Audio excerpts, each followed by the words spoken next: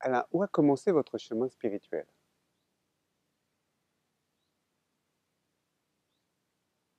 Le choc décisif, ça a été la rencontre avec un ermite dans le sud de la France qui s'appelle Frère Antoine, bien que très probablement le chemin ait commencé avant. Et il est difficile de remonter vraiment à la source. Il est certain, en tout cas, que cette rencontre a été quelque chose de décisif. C'est-à-dire que un jour, un ami d'enfance m'a dit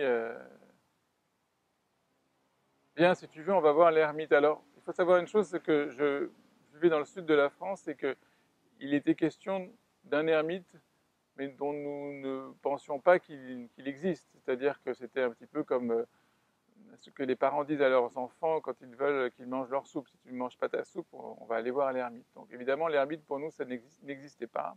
Et un jour, un ami, m'a emmené au rocher de Roquebrune et j'ai effectivement vu cet ermite pardon, qui vivait déjà là depuis 30 ans dans un abandon total à la provenance divine, à l'esprit d'enfance, et qui, ne possédant rien, euh, vivait dans une abondance de béatitude, dans une joie permanente, un détachement plein d'humour, et ça a été le choc.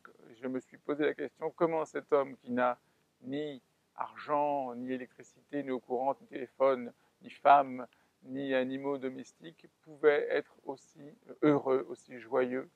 Et dès le début, mon chemin a été celui de cette quête de joie, de cette quête de béatitude, cette quête de félicité dans le dépouillement.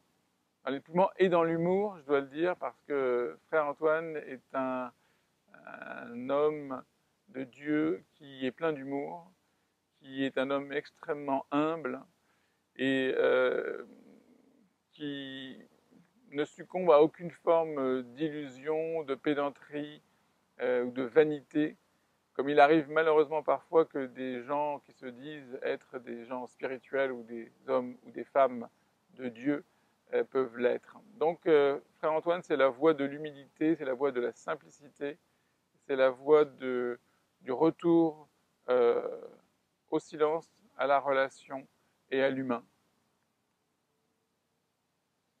Merci.